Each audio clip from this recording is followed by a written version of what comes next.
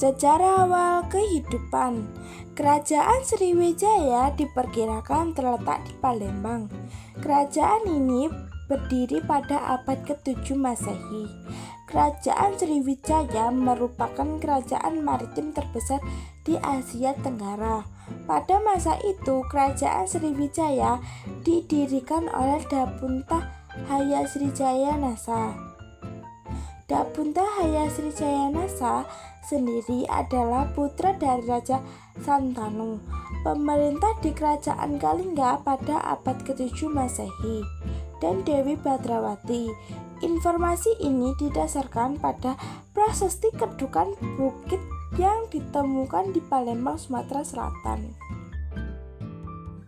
Beberapa raja-raja di Kerajaan Sriwijaya. 1. Dapunta Hayasrijaya abad ke-7 Masehi. 2. Samaragrawira abad ke-8 Masehi. 3. Damarindra abad ke-8 Masehi. 4. Samaratungga abad ke-9 Masehi. Kelima, Balaputradewa abad ke-9 Masehi. Keenam, Sriwijaya Maharaja abad ke-10 Masehi. Ketujuh, Sri Chundamani Warmadewa abad ke-11 Masehi. Dan yang terakhir atau ke-8, Kertanegara abad ke-12 Masehi. Puncak kejayaan. Puncak kejayaan Kerajaan Sriwijaya terjadi saat masa pemerintahan Raja Balaputradewa. Raja Balaputradewa adalah Raja Kerajaan Sriwijaya ke-11. Beliau memerintah pada abad ke-9 Masehi, yaitu sekitar tahun 832 sampai 838 Masehi. Puncak kejayaan ini terjadi pada abad ke-8 hingga ke-10 Masehi. Pada masa ini, Kerajaan Sriwijaya menjadi pusat perdagangan, kebudayaan, dan keagamaan di Asia Tenggara.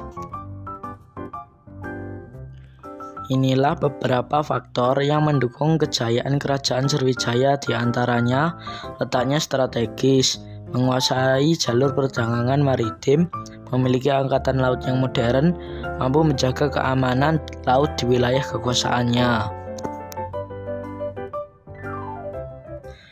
Beberapa pencapaian Kerajaan Sriwijaya, diantaranya menguasai jalur perdagangan di Selat Malaka, menguasai wilayah Jawa Barat, Bangka Belitung, Kalimantan Barat, Malaysia, Thailand Selatan, dan Singapura, menjadi pusat penyebaran agama Buddha di Asia Tenggara, membangun armada laut dan pelabuhan sebagai pusat perdagangan internasional. Kehidupan masyarakat.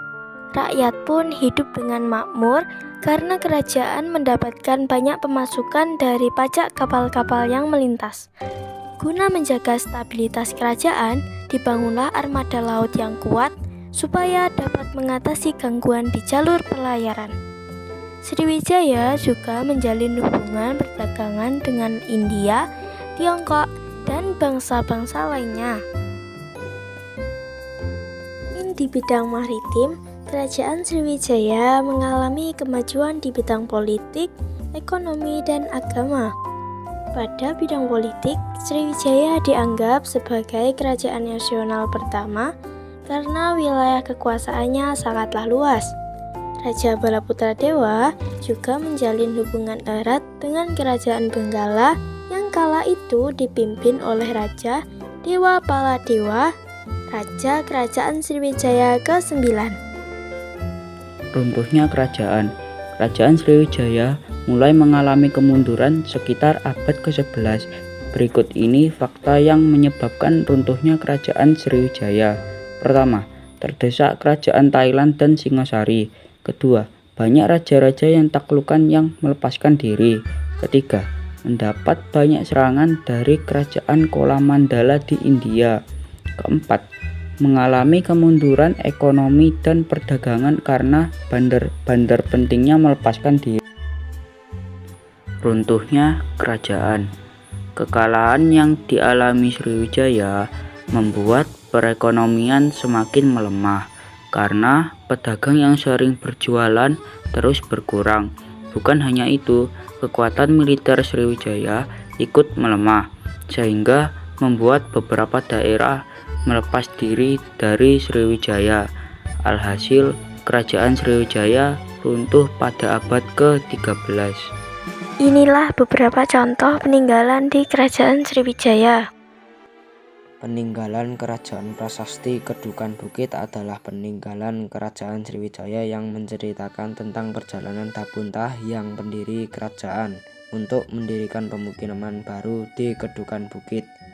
Prasasti ini menjadi salah satu bukti terkuat tentang keberadaan Kerajaan Sriwijaya. Prasasti Kedukan Bukit berusia lebih dari 1300 tahun, yaitu dibuat pada tahun 682 Masehi. Peninggalan Kerajaan Prasasti Talangtuo adalah prasasti peninggalan Kerajaan Sriwijaya yang menjelaskan tentang perkembangan agama Buddha di Sriwijaya. Dijelaskan ketaatan Raja Dabuntah yang Sri Jayanasa dalam menjalankan ajaran Buddha sekaligus sebagai simbol wakil dewa di dunia.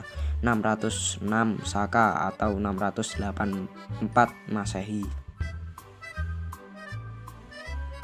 Candi Muara Takus. Candi Muara Takus di Riau merupakan kompleks candi Buddha tertua di Indonesia yang berasal dari abad ke-4 hingga ke-11 abad Masehi. Candi ini merupakan salah satu bukti kejayaan kerajaan